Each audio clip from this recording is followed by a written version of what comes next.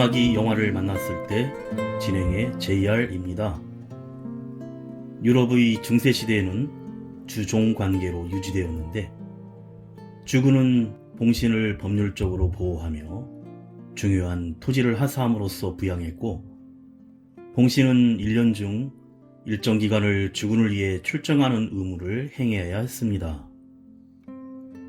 봉신은 또 주군에게 세금을 내고 중요한 일에 조언을 제공해야 했고, 계약에 의한 상호 대등한 관계로 지배계급 내부의 위계질서를 유지하는 기준이었지만, 현실적으로는 전쟁을 통해 많은 문제가 해결되었습니다. 계약을 맺는 방법은 먼저 봉신이 자기의 두 손을 모아 주군의 손 안에 놓고 주군이 그 손을 감싸면, 이때 봉신이 저는 주군의 신하가 되어 충성을 다하겠습니다 라고 서약을 하는데, 주종제의 계약은 인간적인 유대관계였으며 12세기 이후 토지가 세습화되면서 주군이 새롭게 하사할 토지가 부족해졌고, 토지 대신 군사적인 봉사에 대한 대가로 화폐를 지급하게 됩니다. 이로 인해 대귀족과 중소귀족 사이의 격차가 심각해지면서 주종관계의 인간적인 유대감이 약화되어 갔으며, 14, 15세기에 들어 봉건시대의 위기가 오고 맙니다. 그래서 이 주종제도는 지방 분권적인 통치로 이어지면서 모든 기사는 자기 토지의 주인, 즉 영주로서 주군의 간섭을 받지 않고 독자적으로 주민을 지배할 수 있었고, 이러한 영주의 권한으로 왕은 자신의 영지 이외의 지역에 대해서는 군림하지 못해 상징적으로 최고 통치자로서의 성격만 있었으나, 중세 말에 이르러서는 교황권이 쇠퇴하고 기사층이 몰락하는 것을 계기로 중앙 집권적인 왕권 국가를 형성하며 중세 시대가 저물어 갑니다.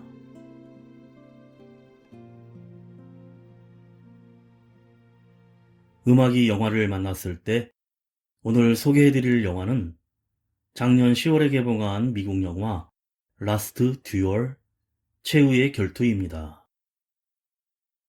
부조리한 권력과 야만의 중세시대에 14세기 프랑스에서 유서 깊은 카루주 가문의 부인 마르그리트는 남편 장이 집을 비운 사이 불시에 들이닥친 장의 친구 자크에게 씻을 수 없는 모욕을 당합니다. 용서받지 못할 짓을 저지른 자크는 마르그리트에게 침묵을 강요하지만 자신이 입을 여는 순간 감내해야 할 불명예를 각오하고 마르그리트는 용기를 내 자크의 죄를 고발합니다. 권력을 등에 업은 자크는 강력하게 자신의 결백을 주장하고, 가문과 자신의 명예를 지키기 위해 장은 승리하는 사랑이 곧 정의로 판정받게 되는 결투재판을 요청하기에 이릅니다. 장이 결투에서 패할 경우 아내 마르그리트는 무고죄로 즉시 화형에 처해지게 되는데, 단 한 번의 결투가 세 사람의 운명을 가르게 됩니다. 먼저 하드락커인 가수 김종서가 부르는 겨울비 듣고 영화 이야기 시작합니다.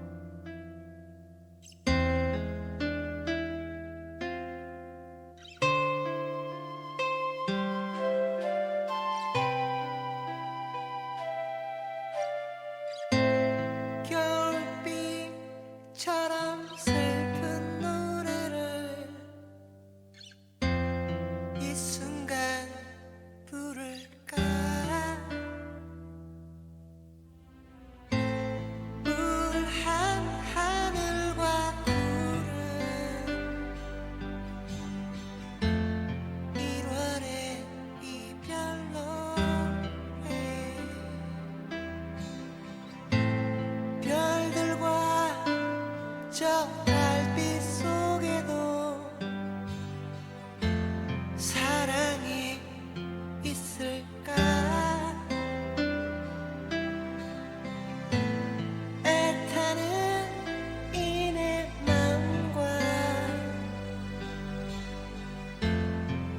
멈춰진 이 시간들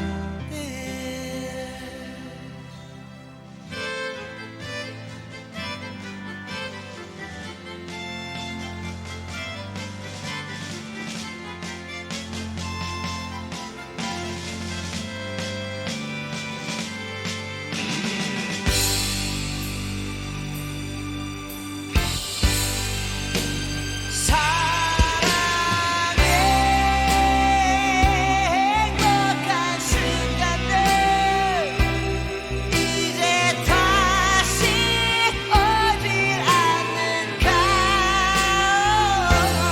내게 떠나가 멀리 떠나가 사랑의 여인아 겨울비 내린 저길 위에는 회색빛 미소만 내 가슴 속에 스미는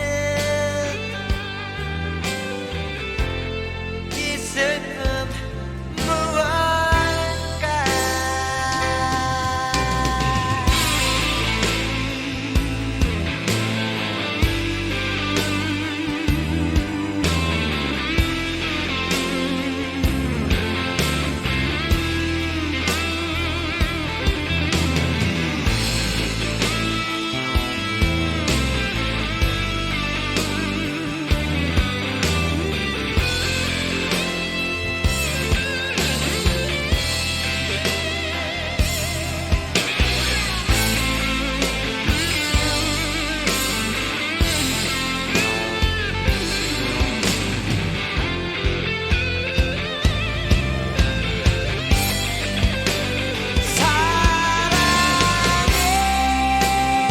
행복한 순간들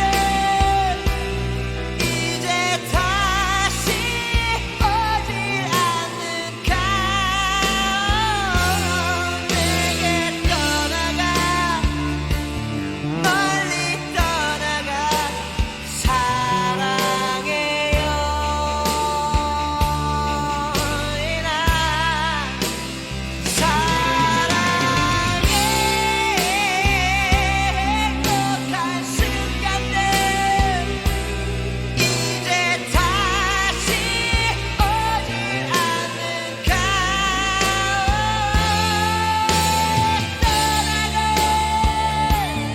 멀리 떠나가 사랑의 여인아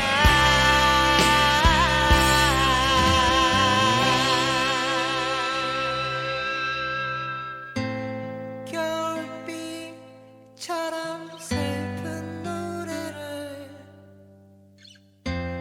이 순간 부를까 우울한 하늘과 구름 1월의 이별로 영화는 1장 장드 카르주가 말하는 진실, 2장 자크드 그리가 말하는 진실, 3장 마르그리트가 말하는 진실로 나누어 보여주는 기법으로 시작합니다. 1300년대 파리, 수많은 사람들과 프랑스 왕이 광장에 모인 상태에서 음울한 표정의 여자가 드레스를 입고 건장한 두 남자가 갑옷을 입고 있는 장면으로 영화가 시작됩니다.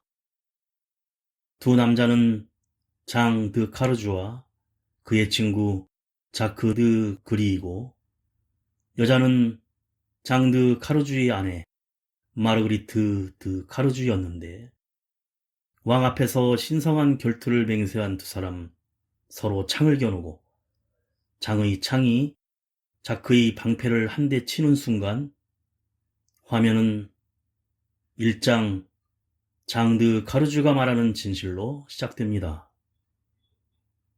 장은 영주 피에르의 명으로 자크와 함께 전쟁 중이었는데 상대편이 강 건너에서 주민들을 인질로 잡고 하나씩 처형하는 것을 본 장은 분노하여 혼자서 진영을 떠나 왕을 위하여라며 외치고 돌격하여 전쟁이 시작되고 전투 중에 자크가 장의 위험한 상황을 보고 목숨을 구해줍니다. 하지만 전투의 패배로 장은 영주 피에르에게 미움을 사게 되고 영주 대신 세금을 거두러 온 친구 자크에게 조세를 전부 내지 못하는 경제 사정을 고백합니다. 장은 아버지가 사망하면 가로주 가문이 소유한 성을 물려받지만 일단 부친이 건강하기 때문에 장은 가난했고 자크가 장을 두둔해 일단 한 번은 넘어가지만 결국 장은 파산해 다시 한번 돈을 벌기 위해 전쟁에 나가게 됩니다.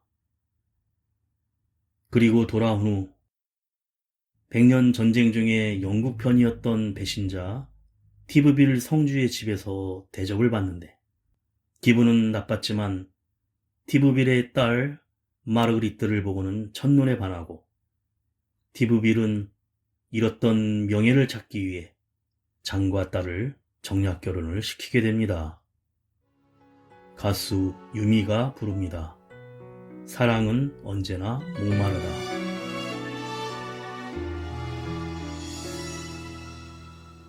그렇게 많이 사랑한다 했는데 이제야 사랑을 알 것 같아요. 부탁이 있어 제발 용서 마세요. 오늘날 당신을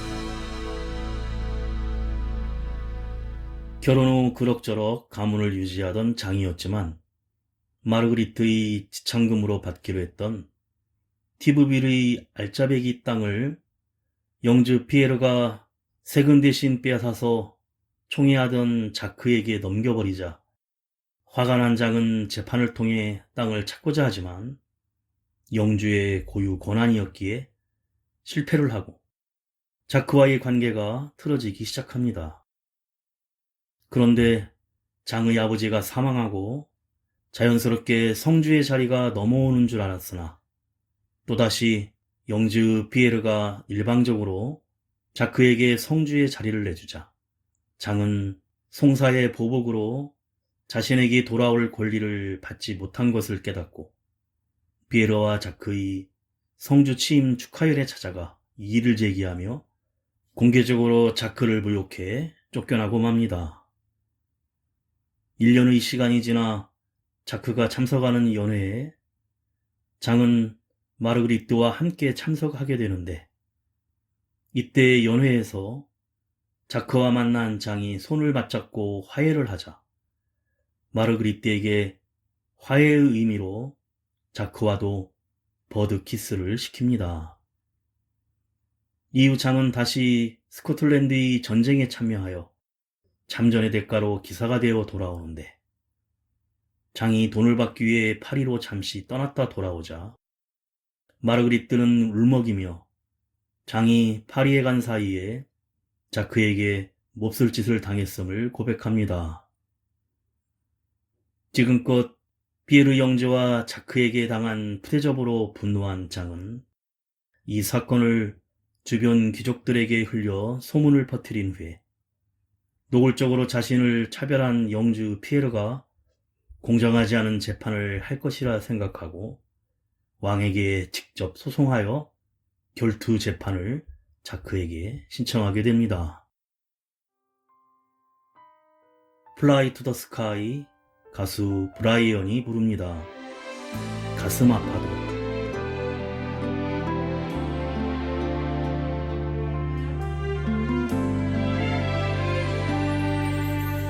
오늘 하루도 12번도 더 내 마음이 다녀오네요. 그대가 내게 위험한데도 이젠 멈출 수가 없어요.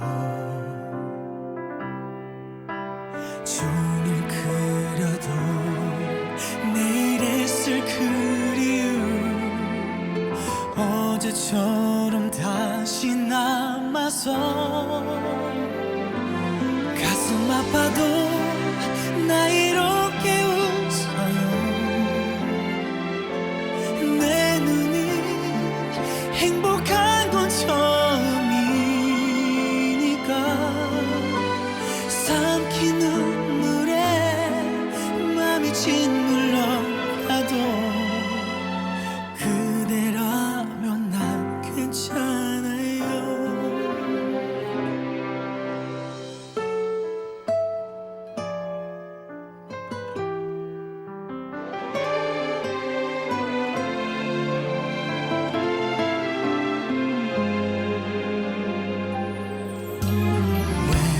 외로울수록 눈물 날수록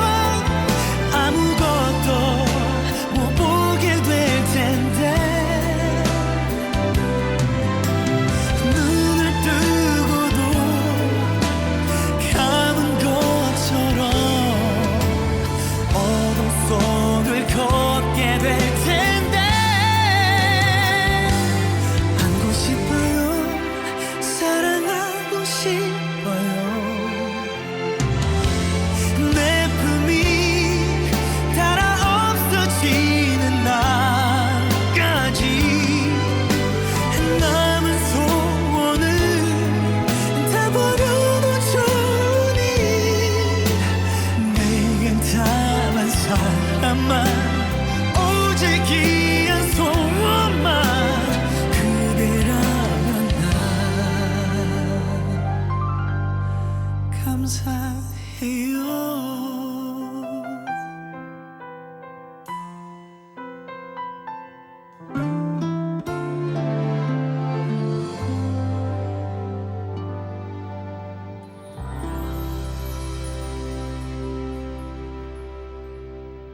이후 2장 자크 드 그리가 말하는 진실이 시작되는데, 처음 전투에서 자크는 진영을 이탈하면 전투에 패하고 마을을 빼앗기게 된다고 말렸으나, 장이 무대뽀로 진격하여 위험에 처하자 장을 구하기 위해 가차없이 돌격했고 서로가 서로의 목숨을 구해줍니다. 전쟁에 지고 나서 피에르가 격노하여 장을 비난하자 자크는 최대한 장을 두둔해주는데, 피에르의 성에서 여자들과 음주가 가득한 광란의 파티를 여는 피에르의 밑에서 자크는 함께 방탕한 생활에 젖게 됩니다. 이렇게 친구 장이 돈이 없어 이곳저곳의 전쟁에 참전하는 동안 영주의 총애를 받으며 잘 나가는 상황이 된 것입니다. 게다가 파티에서 피에르가 읽던 사랑의 진실이라는 라틴어 책을 읽으며 박식함까지 보이자 눈에 더욱 띄게 됩니다. 그리고 영주인 피에르는 성주들에게 조세를 수금하는 일을 자크에게 맡기는데, 자크는 친구인 장을 최대한 감싸주고는 있었지만 장의 장인인 티비불에게 밀린 조세를 독촉하면서 협박하여 강압적으로 마르그리트의 지창금이던 알짜배기 땅을 수탈해 조세의 2배의 수익을 올립니다. 자크의 계산 능력과 강압으로 얻어낸 세금으로 재산이 부유해지자 영주 비에르는 자크를 더욱 총애합니다. 결국 비에르가 자크에게 장의 아버지 성주까지 넘겨주자 장이 연회에 난입하여 20년간 아버지가 죽는 것만을 기다려왔는데 이럴 수가 있냐며 격노하지만, 비에르는 그런 장을 비웃고 모욕적으로 말을 태워 돌려보내자 이후 사실상 연을 끊고 살고 있었는데, 장이 연회에 나타나 아내 마르그리트를 데려오면서 일단 표면상으로는 화해하지만 자크가 마르그리트를 보자마자 첫눈에 반했는지 곧바로 유혹하기 시작합니다. 그런데 마르그리트는 유혹에 싫지 않는 표정을 보이는데, 자크가 급기야 마르그리트의 꿈까지 꾸자 마크의 수행하이는 평소 어느 여자에게도 마음을 주지 않았던 마크의 이런 모습은 처음 본다고 놀랍니다. 가수 소향이 부릅니다. 가슴만 알죠.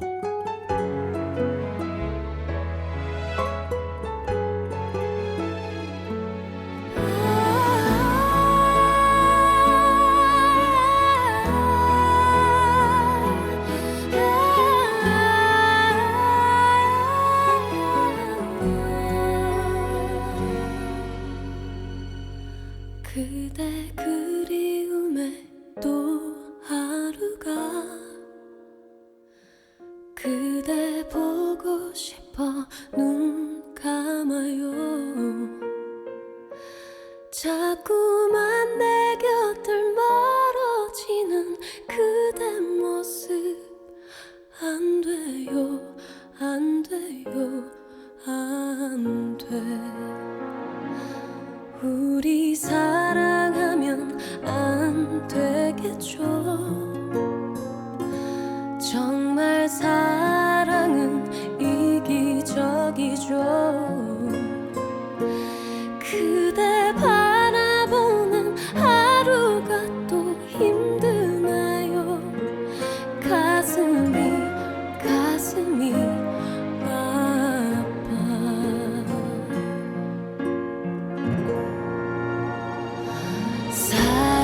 사랑한 만큼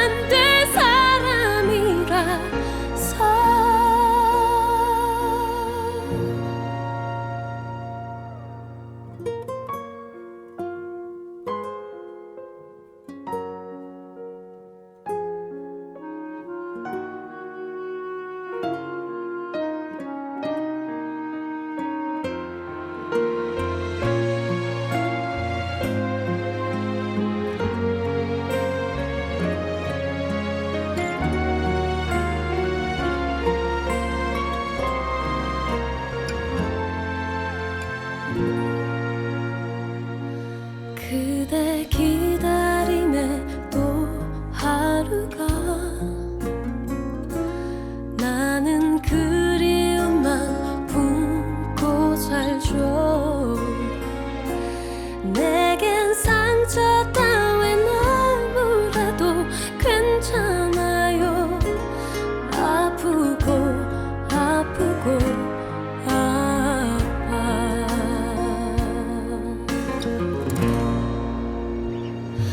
사랑한 만큼 아픈가 봐요.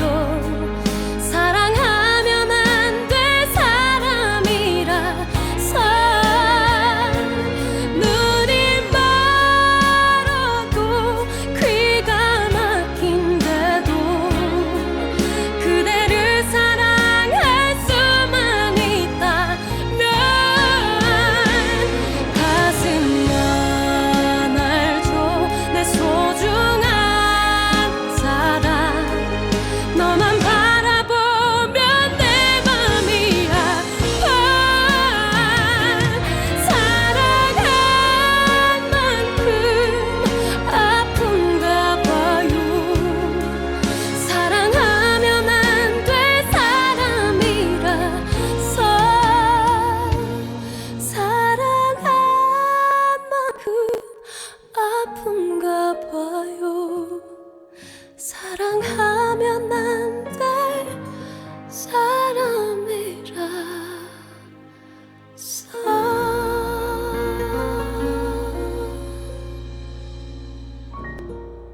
장이 스코틀랜드의 전쟁이 끝나고 기사가 되어 돌아와 피에르에게 보고하자 여전히 놀려먹는 피에르 앞에서 그래도 최대한 장을 감싸주는데, 장은 자크에게 정식으로 기사가 된 나에게 일기의 지주가 경이라고 부르라고 소리치자 자크는 경직된 표정으로 장경이라고 불러줍니다. 그리고 마르그리트에게 향한 마음을 참지 못한 자크는 장이 파리로 돈을 받으러 간 사이 집으로 찾아가 마르그리트에게 일방적으로 사랑을 고백하지만 당연하게도 마르그리트가 거절하자 당신도 나를 사랑하고 있다며 불륜이 아니라고 마르그리트를 강제로 범하고 맙니다.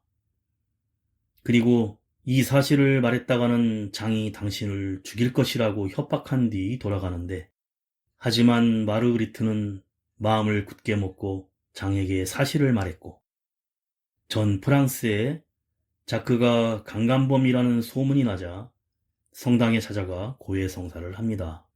이렇게 참회하는 모습을 보이기도 했지만 사랑하는 사이이기에 합의하에 한 관계였다고 합리화하고 그를 총애하는 피에르 영주를 믿고 자신은 몹쓸 짓을 한 적이 없다고 주장합니다. 하지만 왕에게 장이 직접 소송을 했고 자크가 왕 앞에서 결투재판을 받아들이겠다며 장이 땅에 던진 장갑을 주워듭니다. 이어서 3장 마르그리트가 말하는 진실이 시작되는데, 제목이 나온 후 마르그리트가 말하고 있는 것이 진실이라는 것을 암시하는 것처럼 글자 중 진실만이 남아 있습니다. 이 사건의 진실이 3장 안에 존재하고 있음을 의미하면서 장과 마르그리트의 결혼식이 시작됩니다. 마르그리트의 아버지 티브빌은 지창금으로 대부분의 재산을 내주었고 장에게 무엇을 줄 것이냐고 묻자 장은 명예로운 이름을 준다고 대답하는데, 티브빌은 반역자의 낙인을 싣기 위해 정략 결혼을 한 것이었고, 그래서인지 두 사람의 첫날 밤이 지난 후 마르그리트의 표정은 그리 행복해 보이지 않습니다. 가수 최재훈의 노래입니다. 널 보낸 후에.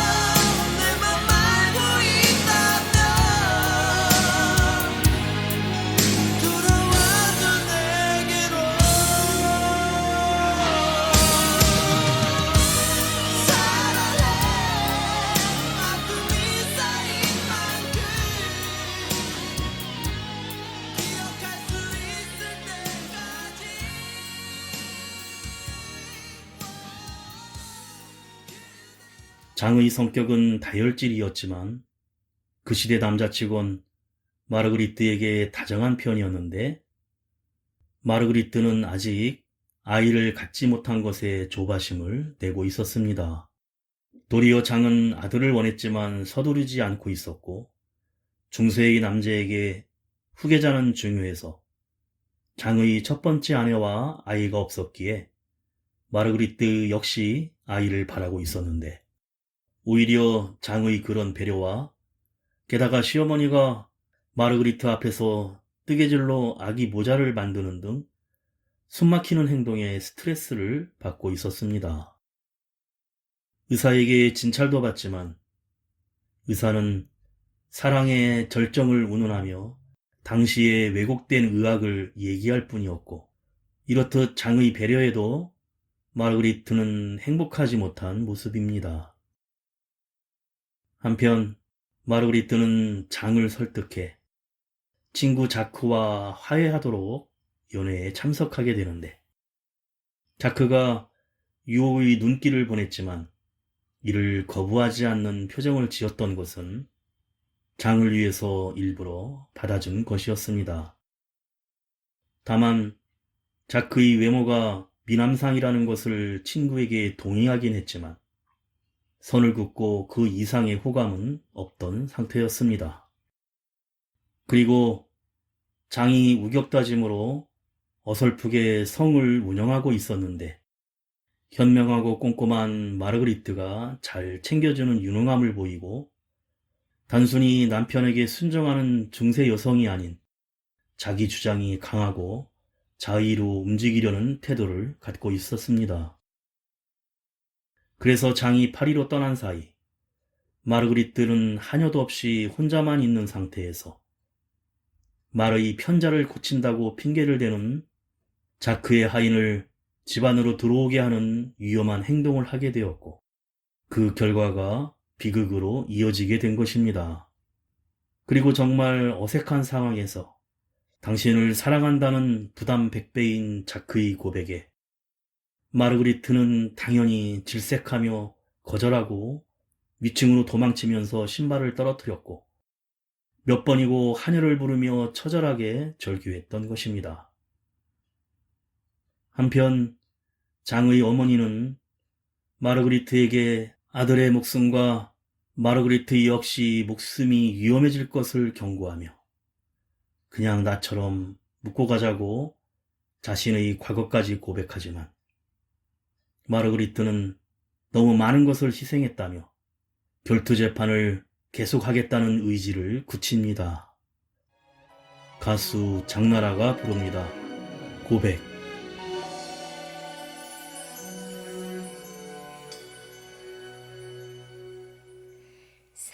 사랑해요 그대 이제 내가 아닌 그대지만 사랑해요 그대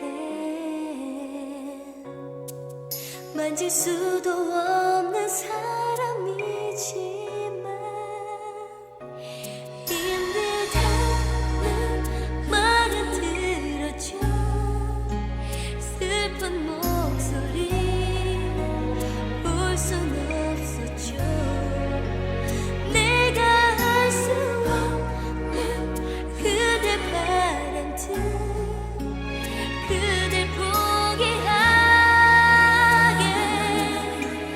하는 얘기들 그대 그렇게 힘든가요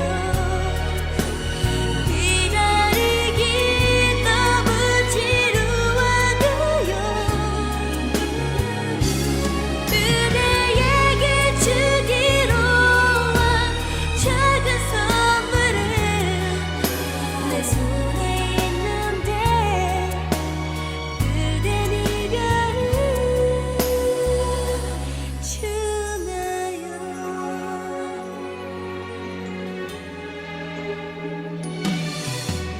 견딜 수 있나요 네가 없는 세상의 하루 수 있나요? 실이 날지 몰라 남은 시작은 그대 없는 젖은 가슴을 안고 살아야 하는 건가요? 그대라도 괜찮기를 바래요. 그대 아직 나의 사랑이니까. 하늘이 보내준 사랑을 그토록 애태워 찾은 사랑을 어른이 시킨 힘도 참아낼 힘도 남아있지 않아. 떠난 그댈 또 보내요. 이별에는 서툰 우리였기에 쉽게 헤어질 수 없었던 거죠. 그랬던 거겠죠. 우리 더 많은 시간 지나면 이별할 수조차 없겠죠. 하늘이 보내준 내 사랑은 그토록 애태워 찾은 사랑은 어른이 시킨 힘도 참아낼 힘도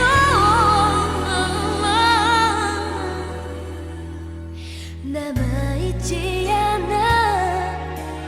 떠난 그댈도 보내요.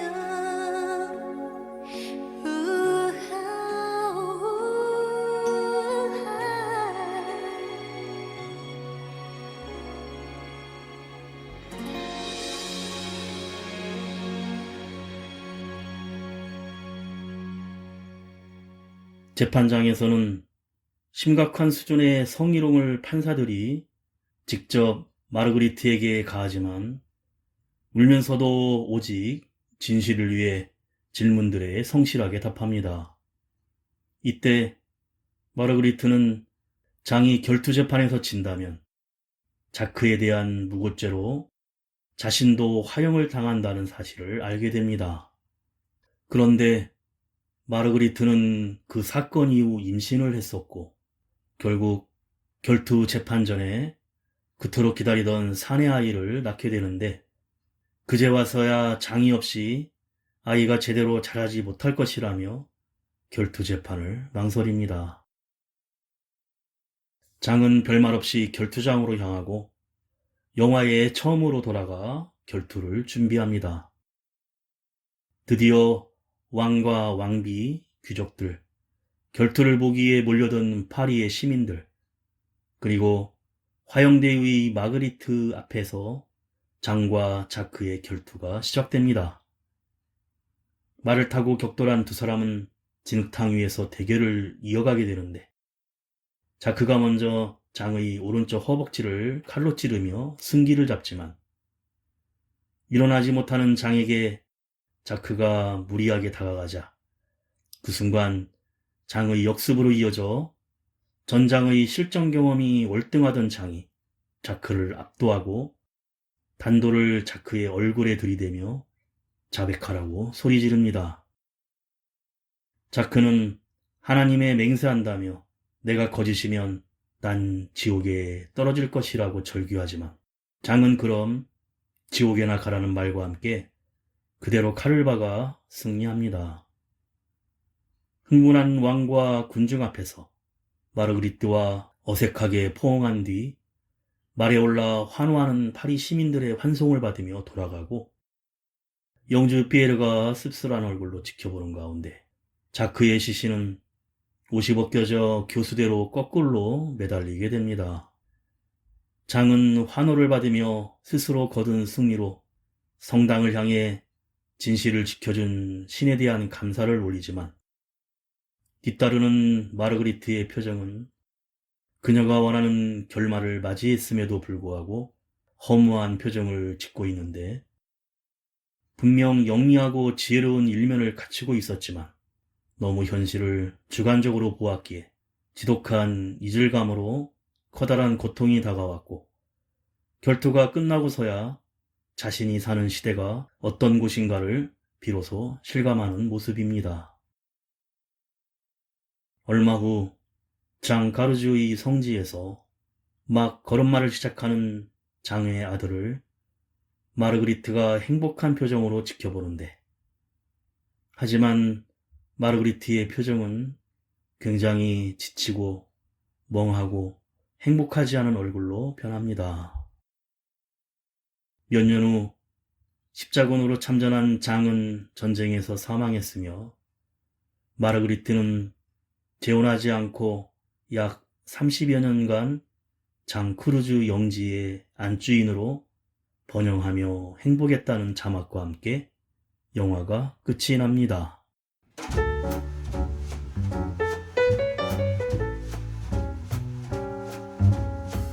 영화의 배경은 중세 시대 중에서도 유럽의 창궐한 흑사병이 진정된 지 얼마 안 된 혼란한 시기였으며, 그 혼란함 속에서 주인공 장이 두 번째 결혼을 하면서 벌어지는 하나의 사건을 중심으로 진행됩니다.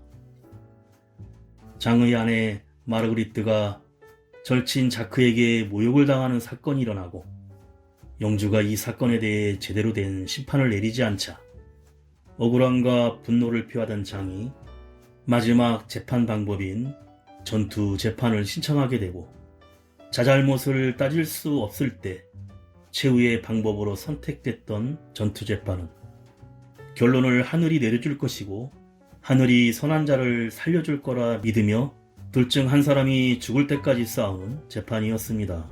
말이죠와 재판이지 사실 야만적이고 처절한 결투 그 이상 그 이하도 아니었는데, 지배계급 사이의 주종관계가 확연하게 정립되는 봉건제도 시기이자 하늘과 신의 존재를 받들며 온 국민에게 기독교에 대한 믿음이 가득했던 그 시기의 전투 재판은 하늘의 뜻을 묻는 정당한 재판이라고 믿었습니다.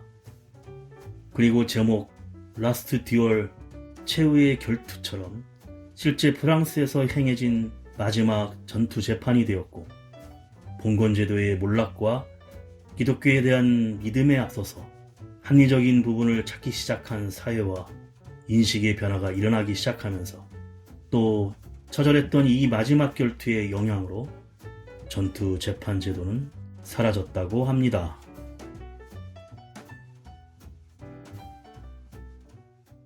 음악이 영화를 만났을 때 오늘 소개해드린 미국 영화 라스트 듀얼이었는데요.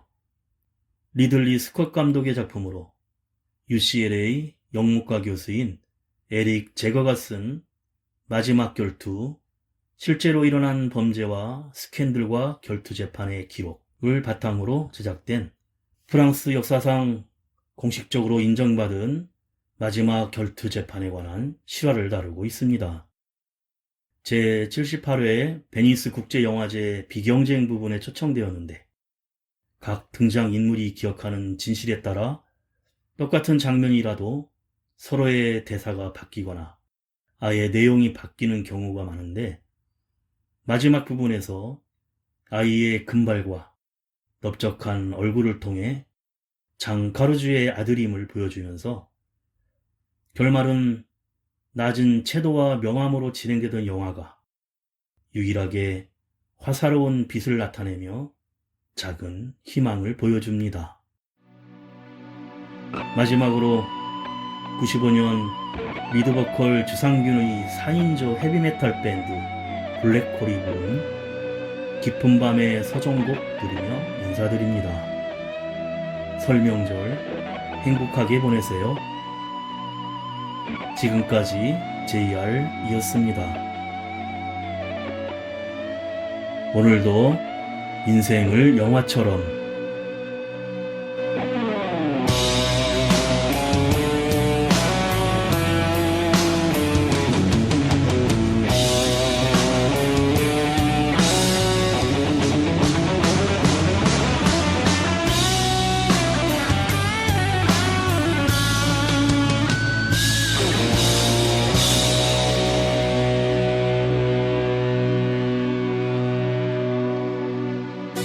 까맣게 흐르는 깊은 이 밤에 나 홀로 외로이 잠 못 이루네. 파란 별빛만이 나의 창가로 찾아드네. 까맣게 흐르는 고요한 밤에 나 홀로 외로이 잠 못 이루네. 흐르는 눈물에 별빛 담기어 반짝이네.